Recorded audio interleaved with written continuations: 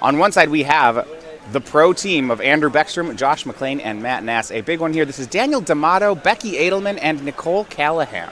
Yeah, and this is just a squad that's, honestly, all of them come to our events very regularly, all very strong players. Becky Adlman in particular, very, very regular player on the tour, has several strong finishes with Titanship, is kind of known for this archetype. Yeah, Becky and I work on the deck. Josh, this is going to be an interesting matchup if you look at hers against Josh McClain. Because whilst Titan Shift is a really consistent deck and powerful deck, when you go up against a combo deck that's faster than you, things can get really difficult. And I think it's going to be a good question as to whether Urza Outcome is fast enough to race Primeval Titan. Right. It's really going to come down to how fast McClain is able to implement his combo. And with 7 Moxen in the deck, you kind of feel like it's got to be great. All right, so that's the modern matchup. The legacy matchup is Temur Delver versus Ad Nauseam Tendrils. However, we are going to look at Standard because we have 2 non-Golos decks. Love it. Love it. All right, Matt Nass on the play with Simic Midrange. This is a Wicked Wolf. It does have the same colors, but quite a different strategy against Nicole Callahan on Jeskai Fires. Right, and this is the kind of matchup where it's going to be defined by Callahan being able to actually untap with the namesake Fires of Invention card and trying to accrue some sort of advantage that way. Yeah, so we look at right now Standard as decks that are trying to go big. And, Bant Golos is going the biggest. Jeskai to me feels like it's a little smaller because it power spikes on turn 4, on turn 5. Maybe not on turn 8, but these middle-of-the-road game turns can be very important. Right, so a lot of what Callahan's trying to do is basically win in the middle of the game. She's playing the Super Friends version of the Jeskai Fires deck, which can turn the corner on a dime on the back of cards like Sarkhan the Masterless that can say, all right, I have no power in play.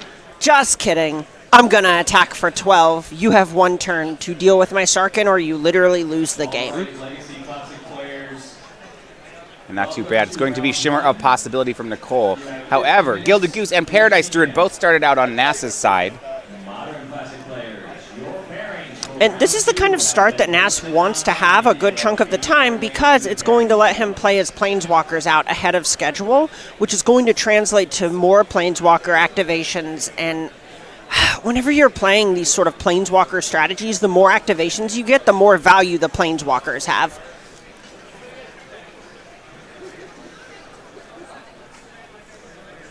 So, the pass back here.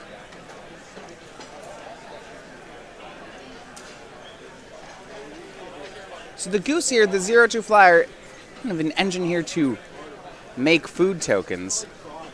What's the idea then in this deck that you're going to want, a 0 power creature in your mid-range strategy? Well, you see, it's very good at making mana. There are also a bunch of synergies with cards like Oko, Thief of Crowns, and Wicked Wolf, where having something that just generates food is going to be good. Oko can turn those food tokens into 3/3s. Oko can also just make more food to just turn the Gilded Goose into a more reliable source of mana. And then things like Wicked Wolf kind of turn into this Ravenous Chupacabra, Bristling Hydra hybrid card where it's good at killing things and difficult at killing. Yeah, and I want to look here so we had our first attack of the game, and Matt Nass really prioritizing damage. So he had 5 mana that turn. 3 forests, a Gilded Goose, and Paradise Druid. Now, Goose can only make mana once, but he actually used Gilded Goose's mana to cast Questing Beast just so that he could get 2 extra damage in with Paradise Druid to send Nicole to 14. Right, and the logic here is basically that Nass knows his deck probably is not going as big as Callahan's, and it looks like Nass is on a mulligan as well. So he wants to end the game before Callahan can start to snowball any kind of advantage, because the more turns she has a Fires of Invention in play, the further ahead she's going to pull on mana. Yeah, and actually, looking at his hand there, it looks like after his draw step, he has Forest number 4 and 2 Paradise Druids, and that's it. It's time to get busy in the combat step, is right. The way this looks. Go over to his side, swings in. Looks like he actually took the turn off to attack down Teferi, did not go upstairs. Well, actually, he gets to do both. With the yeah, Beast. Questing Beast. Do you see all that text on that card? That is a solid 11 lines of text or something. Oh no, I missed one of the abilities on it. Oh, yeah. Oh my goodness. How could you do that, Matthias? This card has more abilities than a double-faced card. That's true. On the front. It's like 2 abilities per head. Both Paradise Druids into play for Matt. He has 8 power now on the battlefield. Nicole down to 11. And we were wondering whether maybe Fires of Invention would show up here, but it's much less. It's a tapped Hallowed Fountain. Oh, and this is not where Callahan wants to be on this turn. Just taking a turn off is so brutal against a battlefield that represents over half your life total. Yeah, a swing for 8 from Matt. Nicole down to 3. Jeskai fires a strong deck, but not one. Looking for a main deck sweeper if she has one. Well, there's Deafening Clarion, but that is about it. There's Time Wipe as well, but there's only 2 copies of them. So she needs to have it this turn, and she needs to have an untapped white source. That's true. She doesn't actually have it in play. It's Fires of Invention. Now, a land drop and Okay. Time Wipe would do it. Yeah, that's mana fixing, basically. But I think it's exactly that. Here's land 5. Okay, and We need... Boom. there it is. All 3 pieces together. Well, hold on now. Once Upon a Time from Matt. I don't know if he's looking for anything particular. I mean, if he finds Questing Beast here, that's going to be game. He does not. It's a land. Looks like he had the choice between Breeding Pool and Paradise Druid, and in his mind, he just wants to make sure that the top of his library is better. This is something that makes something like Nissa kill Nicole off the top.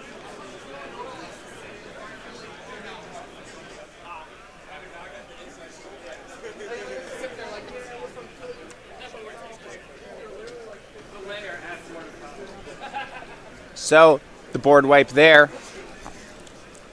So it looks like that food token right before the goose hit the graveyard. Matt did make a food token there. And you Yeah. mentioned that actually matters to some of his outs. Yeah, it would have made Oko lethal if it had been off the top, but oh, this is how this Planeswalker deck Right. starts to turn the corner. Yeah, and that's one of the reasons you really can see that happen. So Nicole gets to untap with some Fires of Invention. It's Sarkhan. It's Ugin the Ineffable. So yeah, there are some Planeswalkers here. Oh yeah, this is the spot where now she has a dragon token, and there's an Ugin on the battlefield, making another blocker. So Nicole at 2, trying to stabilize here with some Planeswalkers. She gets Ugin to make a 2/2, Sarkhan to make some dragons. These are blockers. Yeah, no, this is important because the dragon can block something like a Questing Beast, which could have Right. gotten past the Ugin tokens, and having 2 blockers is going to make it difficult for something to the effect of Nissa to ever break through this.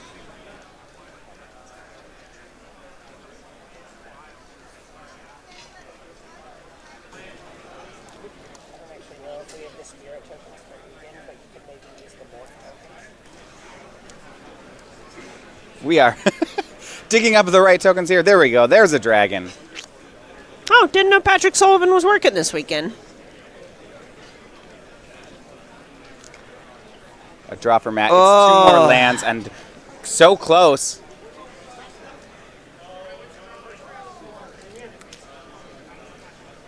From here, it just really feels like the door is closing for Nass. Right. Well, also, Interplanar Beacon is gaining Nicole life back as she goes here. Yeah, Questing Beast isn't even lethal anymore, so I would expect to see Sarkhan roll up and then 14, maybe only 12 if Nicole wants to play it safe, or 8 if she wants to play it very safe, but Nass likely is only going to get 1 more draw. Yeah, I'm looking at Matt's deck. You know, if he really... Well, now there's a second breeding pool. There are some tricky lines here with Brazen Borrower that might be able to sneak some damage in, but with Nicole at 5, I don't even think a 3/1's good enough. Right, because Sarkhan has the triggered ability with this dragon. it shoots that it down. Exactly. Yeah. Maybe there's a Hydroid Krasis line that saves him. This food is worth some life after all. Drawn from Dreams from Nicole after the 2 Planeswalkers attack in. Top 7, it's mostly lands. Bright side, it's not all lands. 7 cards, it's pretty hard to brick on 7. This is a Wheel of Fortune's worth of cards. And it's literally a dig through time.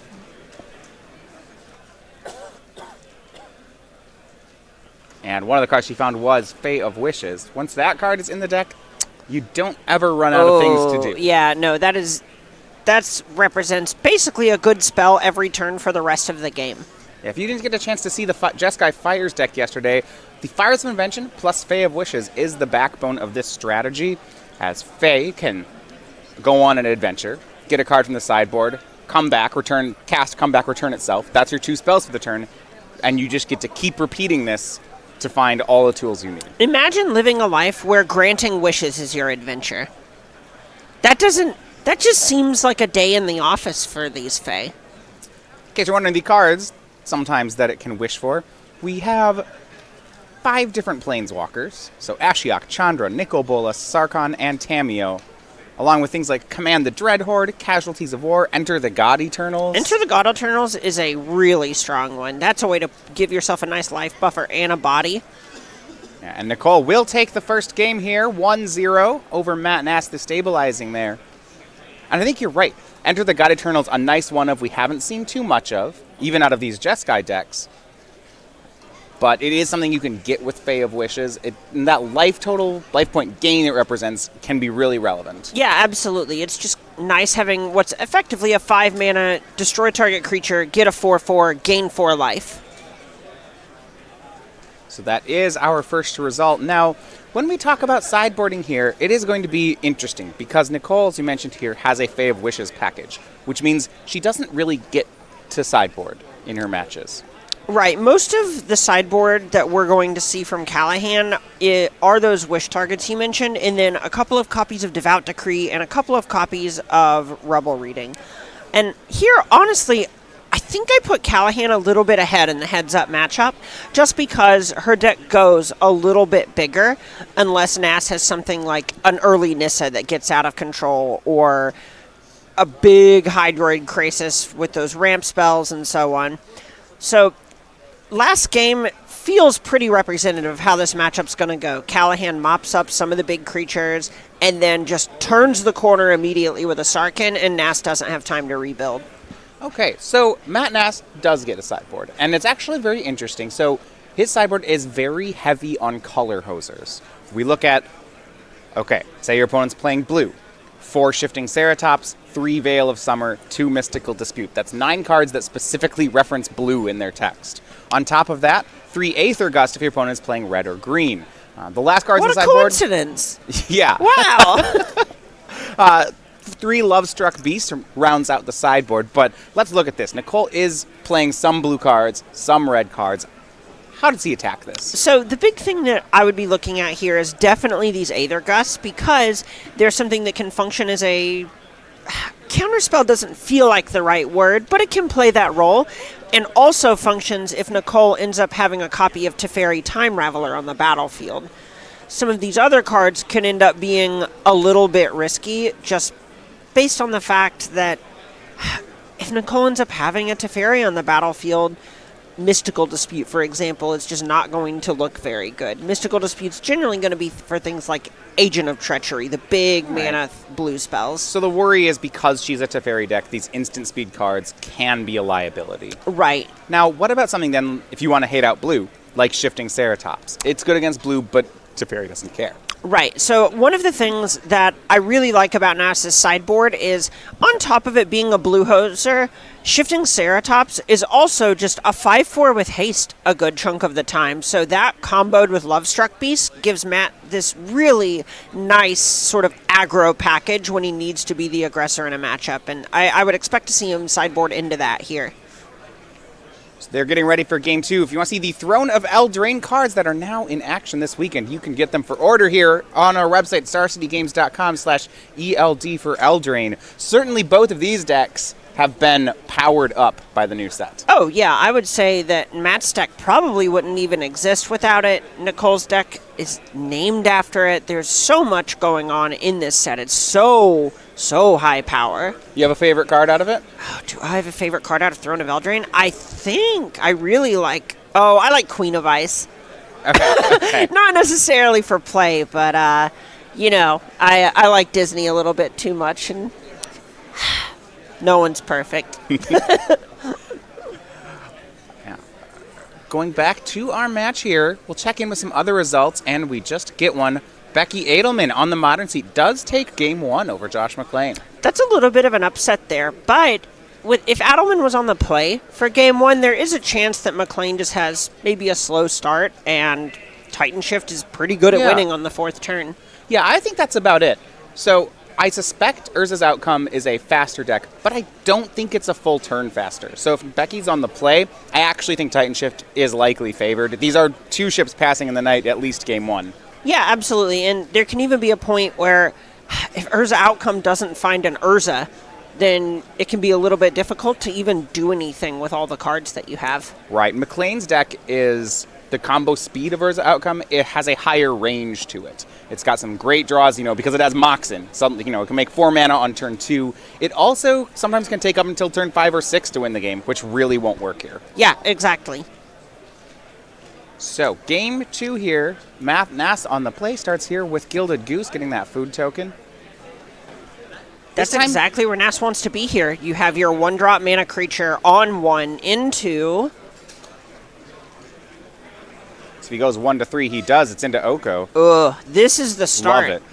It didn't even cost the food either because of Oko. Right, Oko gets the food token again. This is nice.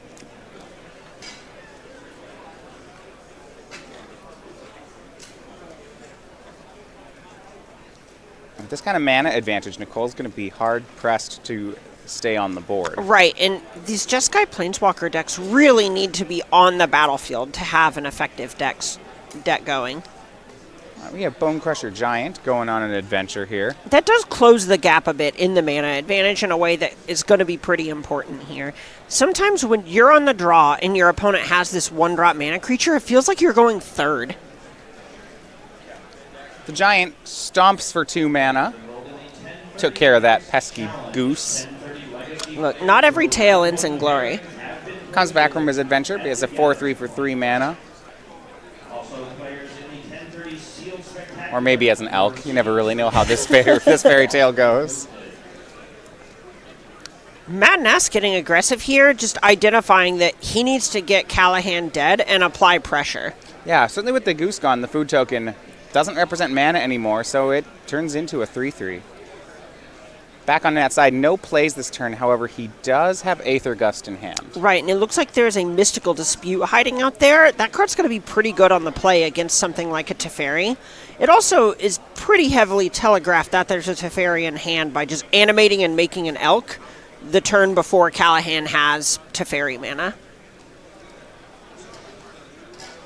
3 mana. The Giant comes back from its adventure. This is nice. I like this play a lot. Even if Callahan had something like a Teferi in hand, which she does, playing the Giant instead is just going to get her more value. Aether Gust.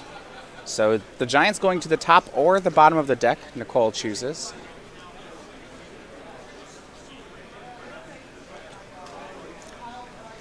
And she has another Giant in hand, so I think it's likely to go to the bottom of the deck. Yeah, I think at this point you probably just want to find something else. I agree. I like the play a lot from Nicole there. When you're against what is some pretty clearly represented counter magic, she makes the kind of the lowest investment play. Yeah, absolutely. And, there's a point where you probably aren't going to have Aether Gust as much on your radar if you think Mass is playing to beat a Teferi anyway. And of all the things for Mass to use an Aether Gust on, that's got to feel good. Bit of a reprieve. So Matt makes another food token, but he misses land drop 4, just passes the turn. Let's see if Nicole can capitalize. In the meantime, our last game 1 did finish. Temur Delver in the hands of Andrew Baeckstom takes game 1 over Storm. And on the side, Nicole goes for a Teferi Time Raveler that will earn the Mystical Dispute that was in Matt's hand. And here she's just trying to fight through all the counter spells that Nass could have access to before deploying her more important spells. If she knows she's going to play something like Sarkhan next turn, she needs to just deploy the Teferi because she knows it will get the counter spell out of his hand. And the Food Elk continue to attack Nicole down to 4. And Matt really getting aggressive. It's a replacement Oko to bring a third food into play. He's hoping that these 3/3 Elks just win the game on their own. I mean, Callahan's down to 4. This is serious pressure. She has Sarkon, Shimmer of Possibility, Fae of Wishes, Narset. Nothing right now that would help her survive the turn.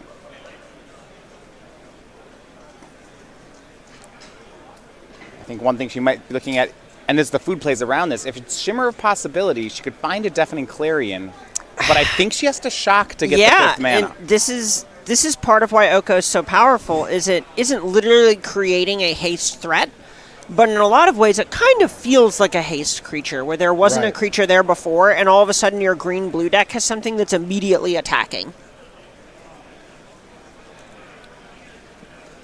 Looking as to whether or not she has another way forward.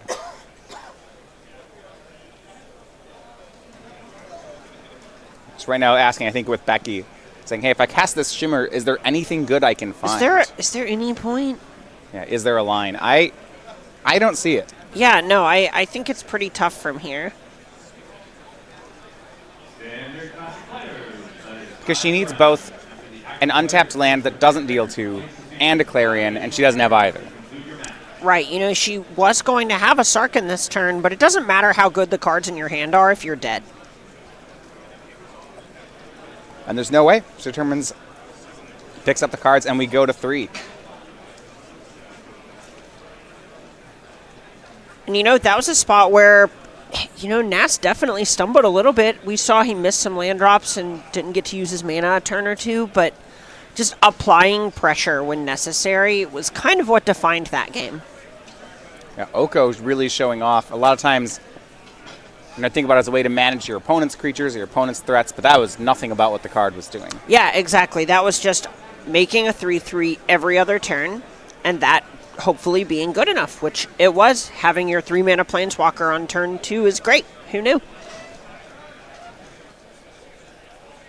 I think the impressive stuff, something we might see more of, with Gilded Goose, we again have a 1-mana mana accelerant, something that we haven't had in Standard for, I think we had Landwar Elves about a year or so ago.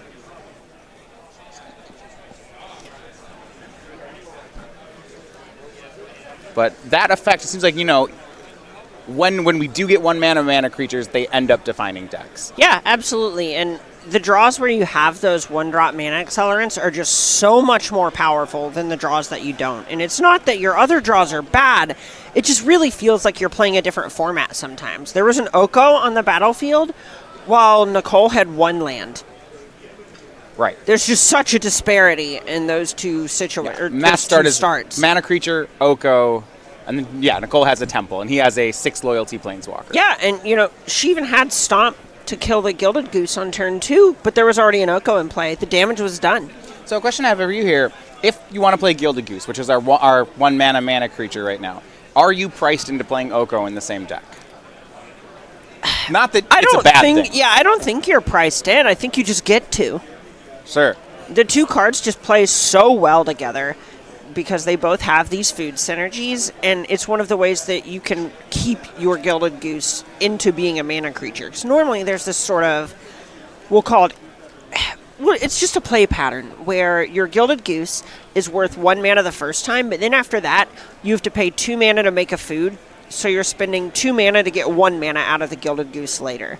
But with Oko, you can break that paradigm. Game 3 here, we'll put Nicole on the play. She's checking in about her 7, both players consulting with the Modern Seat. Both teams here entering the day at 7-2. That was the average record for teams in day 2. It is 1 match off the lead. 11-4 is usually considered the target record for these events. Right, and you know, the fact that these are only 1 off from the top record coming into day 2 kind of just speaks to how tight the race is coming into day 2.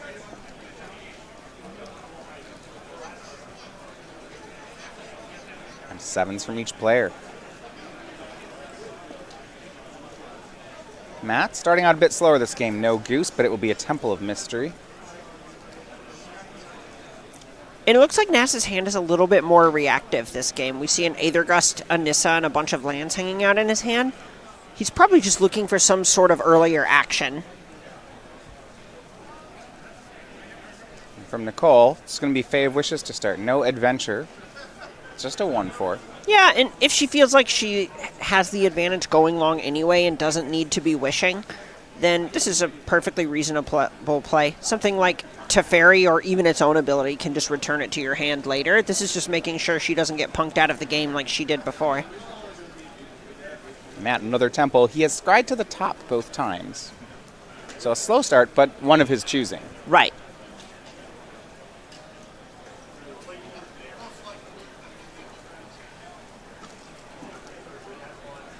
Makes you wonder, I think, on Nicole's side, whether or not to go for this Teferi. There could be a counter spell waiting for you, but she will go for the Planeswalker, and now the check is on Matt.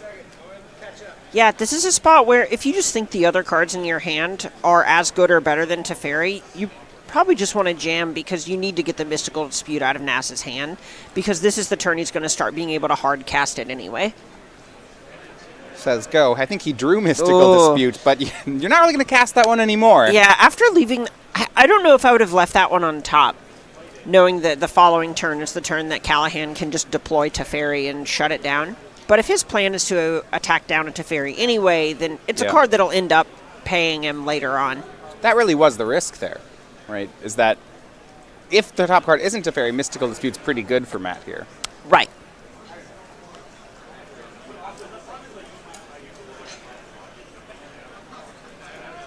And Nicole just passes. So no attacks here by the Fae of Wishes. So here it's likely just kind of watching out for any of the haste threats that Nass could end up deploying.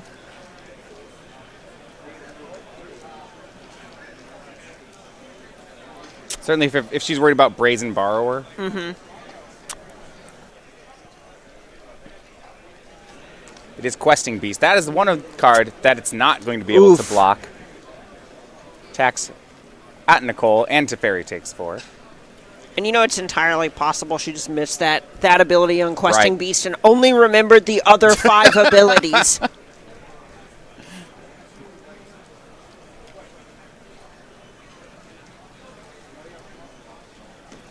The 4/4 in play. Nicole shocks here to 16. And we will see Sarkhan the Masterless. This is a strong one.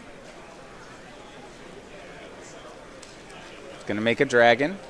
Teferi ticks up.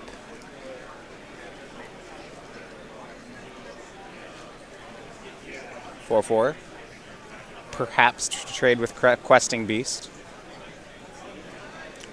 So this is a spot where Aether Gust is actually very nice. So Aether Gust would shoot away the dragon token. Questing Beast would take care of a Planeswalker. Exactly. Yeah, that's pretty good. Yeah, and you have to imagine that he'd be going after Sarkhan here because Sarkhan's kind of the one that can lead to the most nightmare scenarios, right? Bouncing a creature and drawing a card is a good ability, but at the point that they're both already on the battlefield, you're generally going to be much more afraid of a 4/4 machine. Yeah, I mean, if you have enough instants in your hand, maybe Matt takes care of the Teferi, but that would be the only reason to play it that way. Exactly. And that is the play, Aether Gust. That one doesn't go back in the library, so the token is gone. Now Matt, we'll see which Planeswalker he wants to knock off the board. We know believe he drew that Mystical Disputes. This might actually be close. Right, yeah. If he's under the assumption that he thinks he can just attack Sarkhan down anyway, Yeah. the following turn, Sarkhan rolling up is only going to hit him for 4 and doesn't really matter, whereas Teferi staying on the battlefield does turn off Mystical Dispute and kind of locks up the fact that Callahan's going to get to develop next turn. Right, Teferi on the board would give Nicole the option of ticking up Teferi or simply bouncing a Questing Beast. Exactly. Yeah, it's going to be Teferi gone then. But spends the mana main phase anyway, because while Mystical Dispute is good, Oko is better. Yeah, and this sets up Nass to actually have a pretty big battlefield next turn between Nissa and animating this food token. That's a lot of pressure coming at Sarkhan. Back to Nicole we go. Land 6 was the draw. She has Bone Crusher Giant in hand. That deals 2, not particularly relevant here. It can deal 2 to any target, so between the Giant and the Sarkhan, she could send Oko home.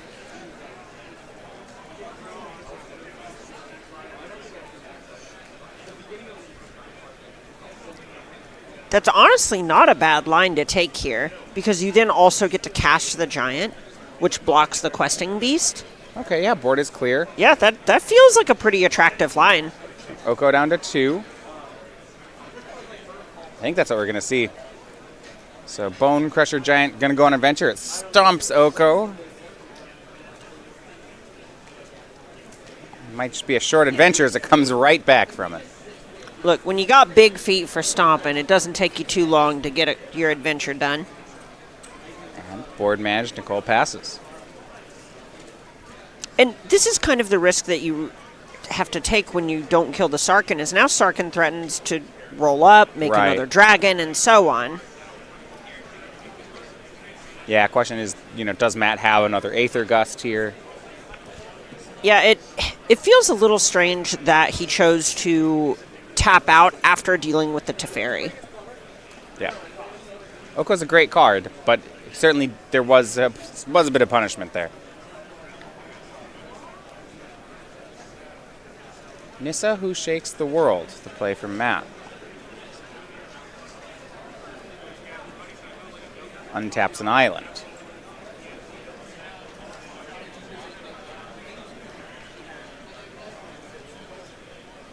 That's a 3/3. Taps 2 for Paradise Druid.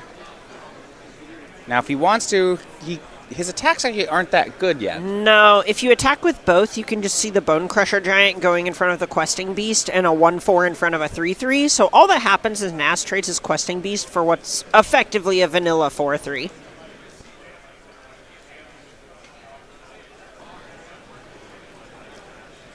On the Legacy table, Daniel D'Amato wins game 2 here with Storm, so that sends that one to 3. Players, your round 2 pairings are online at pairingsupstarcitygames.com. They're making their way to the board. Here it just feels like Callahan's just clarifying the battlefield, trying to figure out how hard it is to protect a Planeswalker or walkers. Looks like second Fae of Wishes is in her hand. Oof. That would bring her over into the Wish board. Yeah, and one of the issues is a lot of the cards in the Wish board aren't actually castable if you don't have a copy of Fires of Invention on the battlefield. A lot of things in the vein of, Right. let's say, Unmoored Ego, the Elder Spell, etc.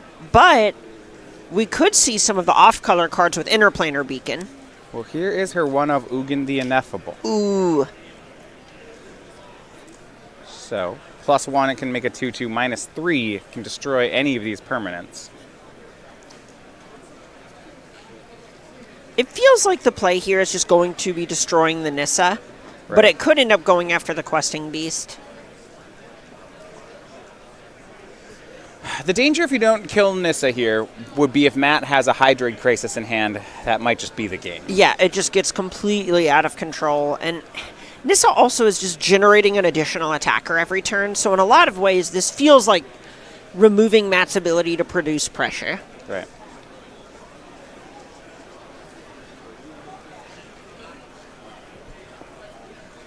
Ugin will take care of the Planeswalker.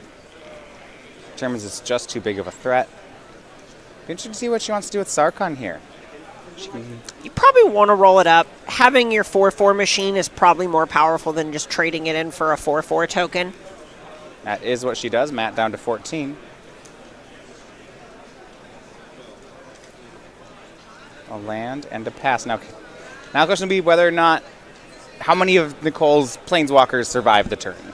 Ooh, this feels like the turn, Right. where Nass needs to be able to apply some sort of pressure on at least one of Nicole's Planeswalkers. Matt's hand here is a counter spell, a Nissa Who Shakes the World, and a land. So he's going to play a replacement Nissa.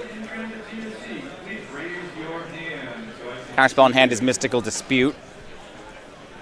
Animates a forest this time. And he should have enough attackers to take care of that Ugin. Yeah, and that's just so important.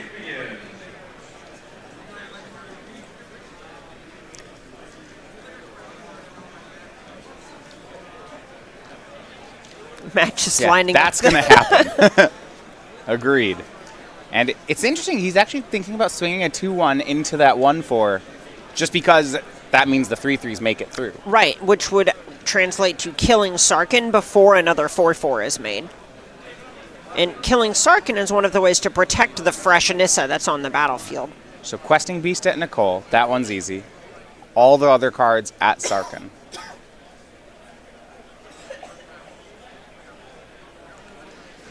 So, Trading Fae a of- Paradise Druid for a Sarkhan, it's gotta feel good. right. So questing Beast trades with the Giant. Paradise Druid dies in combat to Fae of Wishes, and Sarkhan leaves. Back to Nicole we go.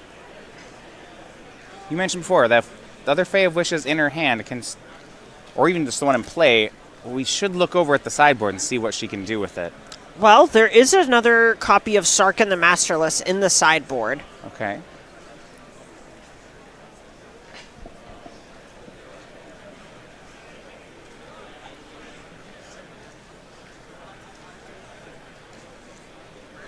You know, she has 2 copies of Interplanar Beacon in play. I do think that means she could get her Nicol Bolas Dragon God in the sideboard. So, basically, because the Interplanar Beacon has to be 2 different colors, she Oh, you can't can't make do triple it. black. Okay, she needs a 3rd beacon. Right. She would need a 3rd beacon, that Fires of Invention. There are a few different things she could find, but the short version is that she's probably not doing it this turn.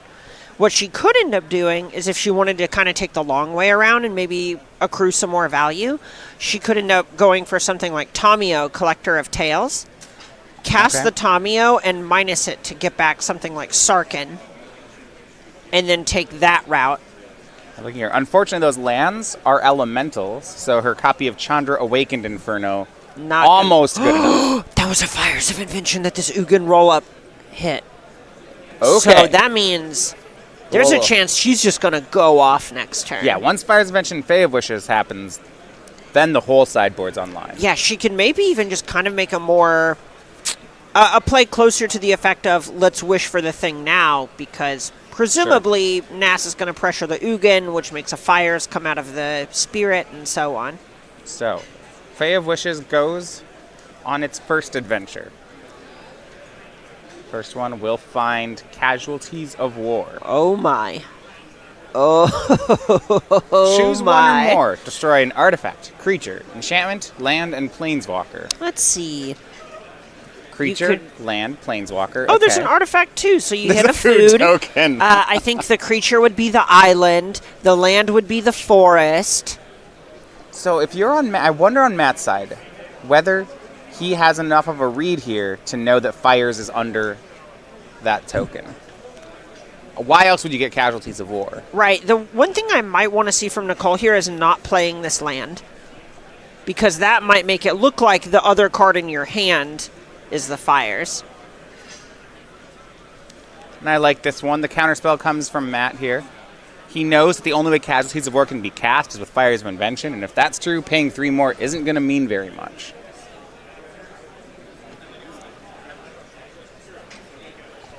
That Fae of Wishes is gone. Can he get rid of the other Fae of Wishes? And the draw. Is Oko. That does, and Nicole doesn't have 2 mana up, so he could elk that other Fae of Wishes and then turn off the fairy engine.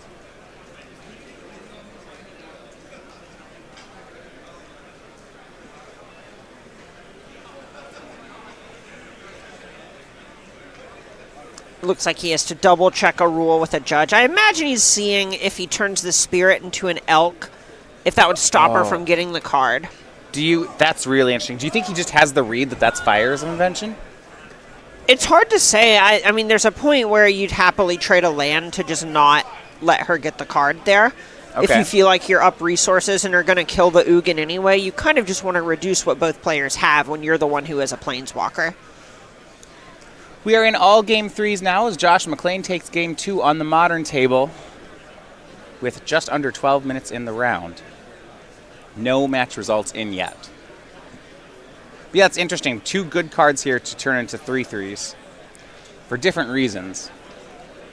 I mean, there's even a point where you can just turn your food into a 3/3 and go to town. He knows Nicole's hand is 1 card. He knows it's Casualties of War. So based on that information, Fires of Invention is the most important card here. Right.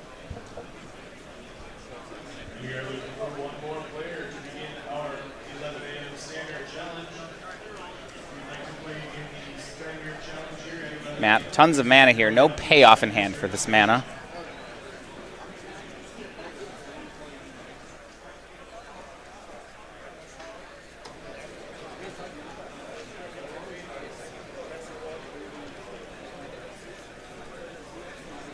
It's a really interesting turn here for Matt. It's going to be Oko. The force they're tapping for 2 thanks to Nissa.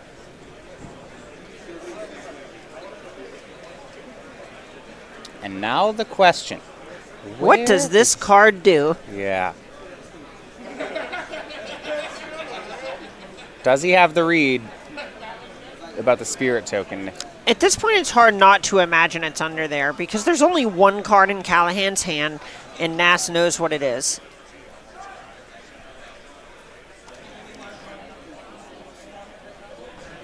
And I think the concern is that Nicole still gets the card even if the spirit becomes an out. Right. All Ugin cares about is the token leaving the battlefield. Nissa makes another 3/3. With Nicole at 16, he making a 4/3/3 still isn't lethal. Something's becoming a 3/3. It is going to be the food token. And you have to think that Nicole's going to snap off. This spirit token's going to leave, but the fire's under it. Is there a chance that Nass just passes here, though? Well, if he was going to do that, I feel like you'd turn the Fae of Wishes into a 3/3. So that Nicole can't start. Well, like, she that's has one to card in hand. discard 2 cards, so Right. she would have to get rid of the casualties of war to even do that. I guess you're right. That's just not worth it. So here's going to be a swing all of the lands at Ugin. And you know, his thought might be, now that he has 2 planeswalkers and all of these creatures, that if he can just get Ugin off the battlefield, casualties of war isn't that big of a deal. Now, if Nicole double blocks here, that's actually going to go poorly for her because Matt will assign all the damage to the Fae of Wishes. Right. That you just really don't want to give that opportunity. Yeah, and she identifies that, says, no, I'll just put the 2/2 in front of one. I would very much like my spirit to die, please. So, spirit token gone, Ugin gone. But the true prize is that Fire's Invention in her hand.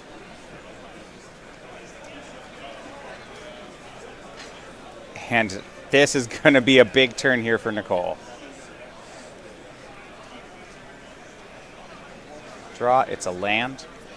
Hold on to that one likely for the Fae of Wishes. It's a scry land, so I don't think it's unreasonable for her to want to just do it this way instead.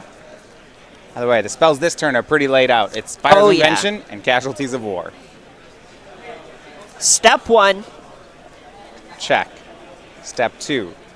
Check. So, a Planeswalker. That's an artifact. All right, good. Step 2A.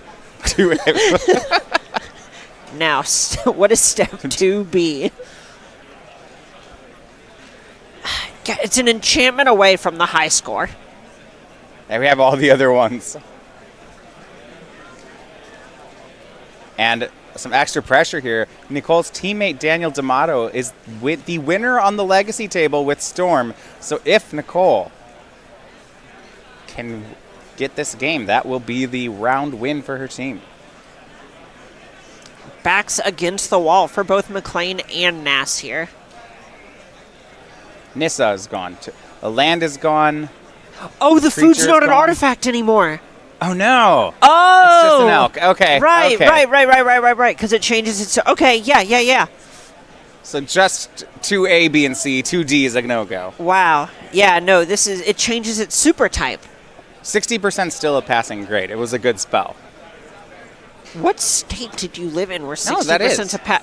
It is. That's like the lowest D you can get. No, where I went to school, it's a 7-point grading scale, so anything lower than a 70 was an F. That's like pass-fail territory. You said it's still a passing grade. That's what we were talking about, right?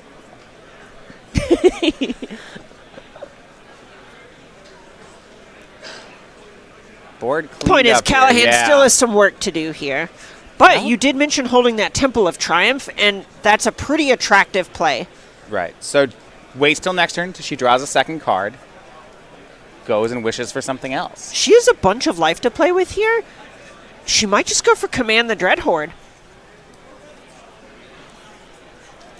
Yeah, looking at some of the finishers in her sideboard, Command the Dreadhorde, Nicol Bolas Dragon God, Chandra Awakened Inferno all come to mind.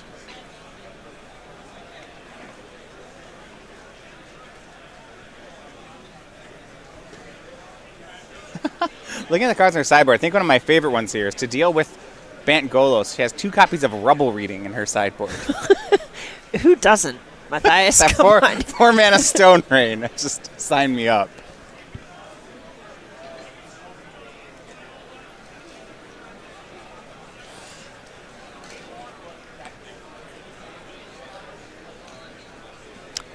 I like Nicole not blocking here because post-combat, Oko could have turned the Fae into a 3/3 and it would have died. Yeah, and that would be huge. Right, so if Matt elects to turn this Fae into a 3/3, Nicole still has the out of, say, drawing a Teferi to bounce it. Now, Fae of Wishes does get elked here by the Oko, which means it can't bounce back. Not yet. It's got to find something like a Teferi that can put it back in hand. So because this was on the table, do you think there was a point where she removed Nissa last turn with the instead of Oko? So Nissa was really close to ulting. I don't. Okay, yeah. I think there's we're a right. real risk there of just dying if you don't take that line.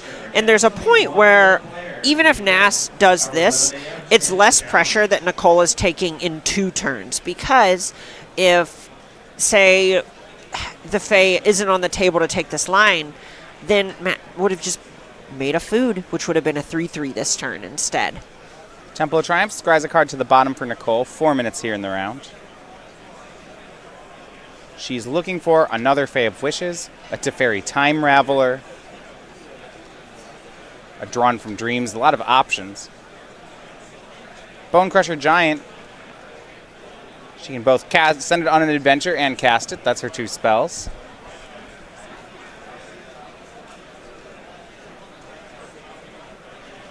Looks like the 2 damage might have just gone upstairs. Yeah, and her thought might just be she wants to attack. Oko's not very good at pushing through this battlefield at the moment. So putting Nass down to a different multiple of 4 is going to change the math on things like Sarkin.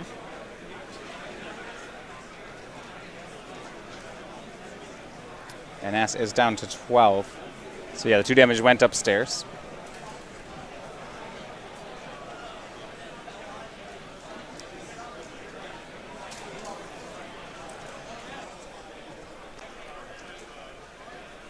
And it looks like this one is going to end here because Becky Adlman, the winner on the Modern match, with Titan Shift, takes it. And so with Legacy and Modern in the bank, that is the end of the round. That was, honestly, that match was just so back and forth. Standard is so grindy right now. There are so many lines. These adventures really just give you so many options at every phase of the game. Yeah, and I think it's actually hard to say who was favored from there because the Oko was going to keep generating value. Matt was going to push through, but Nicole had a lot of haymaker draws, things that if she hit immediately, she'd break the game wide open. Yeah, that's kind of what's tough about it is if Nicole can find one of her good draws, it probably just puts the game away, but she was at 10. Right. And Oko's making a 3/3 every other turn or so. And Matt's also drawing to things like Questing Beast, Nissa, things that apply even more pressure. It's really tough to say. It was anyone's game.